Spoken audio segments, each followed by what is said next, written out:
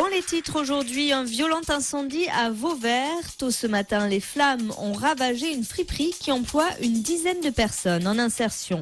Le MHSC prend le large au classement.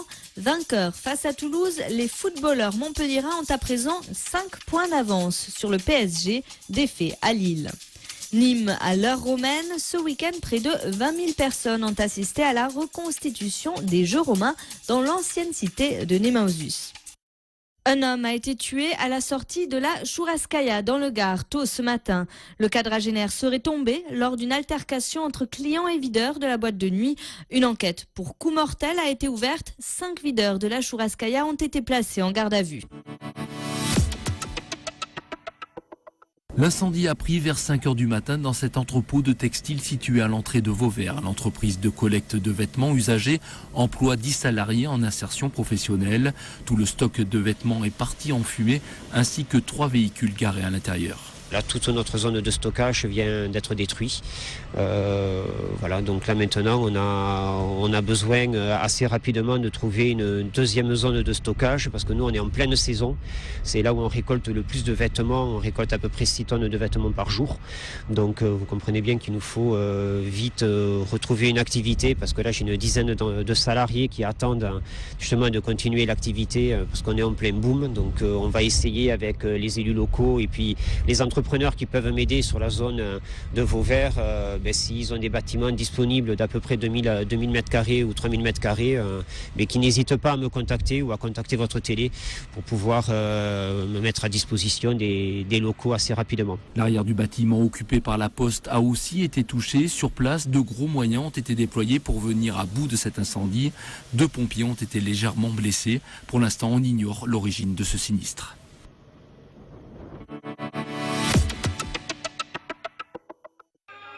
Demain, 1er mai, c'est la fête du travail. À cette occasion, les syndicats appellent à manifester. Départ du cortège à 10 h, place du Pérou à Montpellier. À Nîmes, les manifestants partiront à 10 h également de la place des Carmes.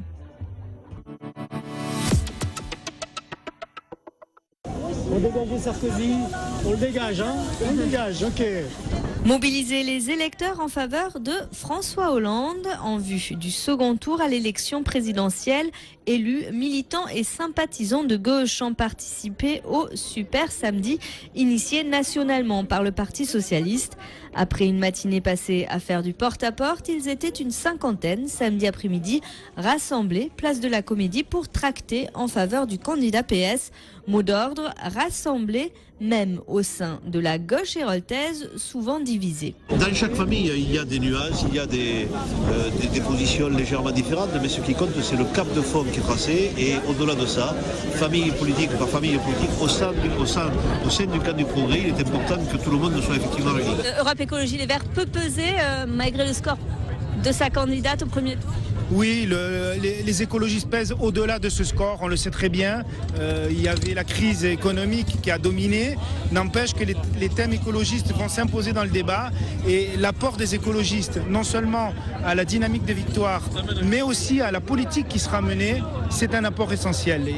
Et donc, nous sommes sans ambiguïté. Il faut vraiment ce changement derrière François Hollande. C'est la possibilité d'aller vers d'autres politiques plus justes et plus écologistes. Vous avez derrière moi non seulement des militants du Parti socialiste, mais aussi tous ceux qui ont appelé à voter François Hollande, c'est-à-dire le Front de gauche, c'est-à-dire le Parti écologiste derrière Eva Joly, c'est-à-dire aussi une partie du Modem, vous savez, puisqu'il y a une partie du Modem qui a appelé aussi à voter François Hollande, et puis les citoyens lambda qui n'appartiennent à aucun parti, qui dans le fait sont majoritaires.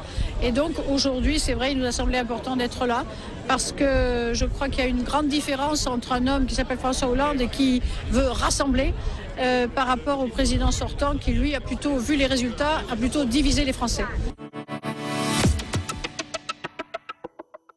Une dizaine d'anonymous s'étaient également rassemblés samedi, place de la Comédie à Montpellier.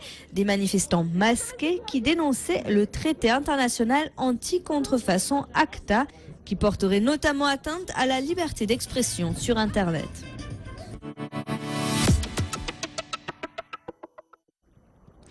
Le MHSC reçoit Évian à la Mosson demain à 21h. Montpellier qui s'est rapproché un peu plus du titre de champion de France vendredi dernier en battant Toulouse 1-0.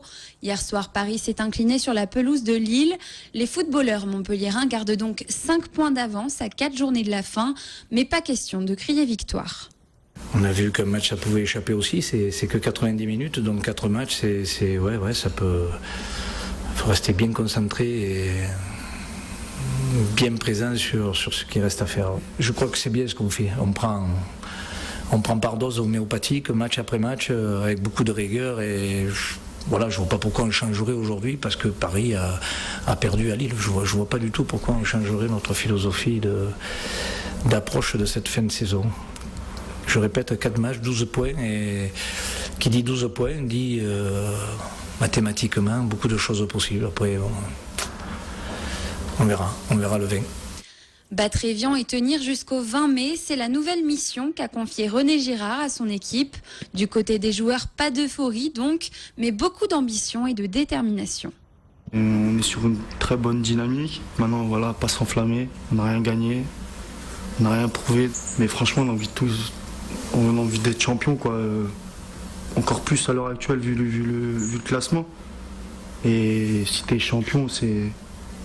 Je sais pas si vous vous en rendez compte, c'est historique. Je m'imagine la comédie remplie, tout ça, donc on aimerait bien. Mais il faut 2 victoires et un match nul pour vivre ces moments-là. Face à Évian, le MHSC devra faire sans John Utaka, suspendu, et Joris Marvaux, blessé à la jambe. Une victoire permettrait aux hommes de Girard de prendre une avance de 8 points sur le PSG.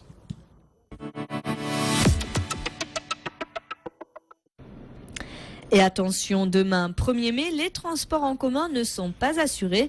En l'absence de bus et de tramway à Montpellier, les supporters sont invités à pratiquer le covoiturage pour se rendre à la Mosson. Près de 1500 spectateurs, quasi tous supporters, samedi soir au Palais des Sports de Latte à l'occasion de cette finale de basket féminin contre Bourges. Le dernier match à domicile après 7 années passées au BLMA pour Sandra Dijon. On y est. C'était notre rendez-vous. Maintenant on y va, on donne tout. Et dans les premières minutes du match, l'ex-capitaine latoise marque 2 fois d'affilée. Le BLMA mène 6-4. Ce sera la seule fois. Dès lors, les championnes de France en titre menées par Céline Dumerc ne font que creuser l'écart qui atteint 12 points, 25-37 dès l'entame du 3e quart-temps. Mais les Latoises, très engagées, ne lâchent rien et reviennent à 7 points à 5 minutes de la fin. Ouais, c'est vrai, à un moment, elles ont enchaîné les mauvaises passes et nous, on marquait. Je crois qu'on était revenus à 7 points. Et c'est vrai que tout était faisable, mais bon, après, à partir du moment où nous, on ne score pas et qu'on se reprend un panier derrière, tout de suite, ça fait des zigzags et on reprend l'eau. Car Bourges reste solide, notamment en défense, alors que Latte manque de réussite et de fraîcheur. Oui, on a essayé de se battre. Aujourd'hui, on a commis trop d'erreurs. Je pense que la fatigue des 3 matchs accumulés contre Châles s'est fait sentir ce soir. On leur a laissé trop de paniers faciles. On sait que c'est une équipe qui est pas très offensive. On leur a laissé trop de possibilités pour marquer des paniers faciles. Score final 47-59. Bourges prend une sérieuse option sur le titre, mais ce n'est pas fini pour Latte qui a jusqu'à jeudi pour se reposer et rectifier le tir. 4 ou 5 jours, c'est mieux que 3, comme on vient d'avoir. Donc c'est pas plus mal. Maintenant, c'est comme ça, il faut regarder. On a eu trop de petits déchets aussi. On a loupé des paniers faciles, des lancers francs, des rebonds qu'on leur a rendus. Bon, je me rends compte aussi que les filles ont essayé, ont tout donné, mais il manquait la petite étincelle. Mais il reste une lueur d'espoir à Latte qui a déjà battu Bourges à domicile cette saison. Une performance à renouveler 2 fois. Si le BLMA bat les Berruyères en finale retour jeudi, la belle se jouera à Bourges dimanche.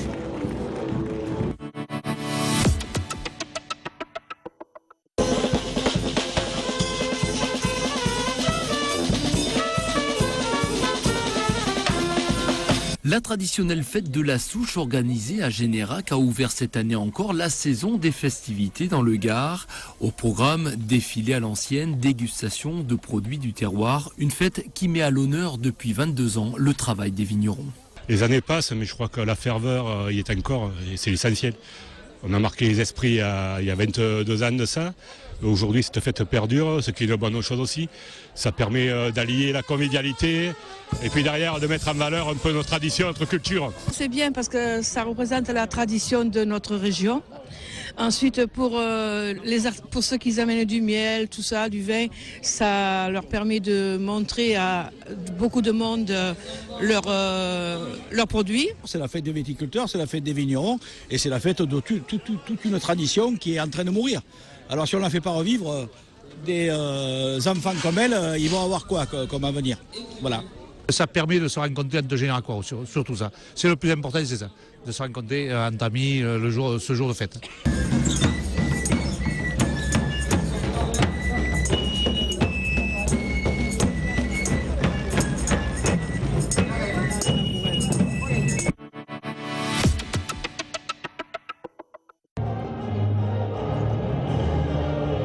Fervent admirateur de la Grèce antique, l'empereur romain Adrien offrait aux Nîmois pour célébrer sa venue une reconstitution troyenne.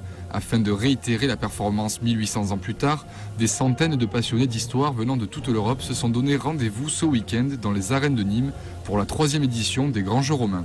Nous venons de l'Espagne, c'est un groupe de représentation grecque. Nous venons de Saragossa, Bilbao, Madrid. Noi veniamo dall'Italia, dal nord Italia. I come from Austria, near Vienna.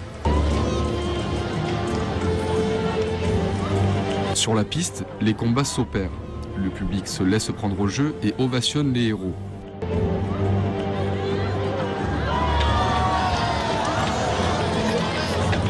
Alors que dans les coulisses, le stress monte au fur et à mesure que le rêve approche. C'est un peu un rêve d'enfant et c'est pour nous adultes qui avons fait, on va dire, le service militaire, un retour un peu à une vie militaire, un peu décalée dans le temps. À l'extérieur des arènes, ferronniers, potiers et autres troubadours décoraient la ville aux couleurs de la Rome. Un retour dans le passé qui pouvait porter à confusion de par son réalisme et sa minutie, grâce à l'organisation des historiens nîmois. Le pari de cette année, c'était ouvrir, développer encore, ouvrir à l'international pour pouvoir développer cette coordination entre les groupes qui jusque-là travaillaient beaucoup finalement en ordre dispersé. Là, on a démontré qu'on a pu faire travailler de manière très intelligente 500 reconstituteurs qui parlent des langues différentes, mais tout s'est très bien passé. Donc voilà, il faut espérer que les Grands Jeux romains puissent continuer encore. Veni, Vidi, Vici. Après l'effort, les Nîmois de l'association Ars Mairum savourent leur triomphe.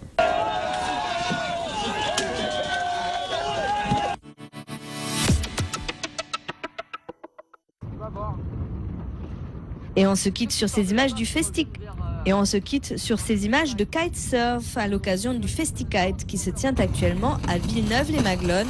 Jusqu'à demain soir, une soixantaine de riders concourent sur la plage du Père Prévost pour la première manche du championnat de France longue distance. Parmi les concurrents, le tenant du titre, Julien Carner. Demain, 1er mai, pas de journal sur TV Sud. Retour de l'actu mercredi 2 mai dès 19h30.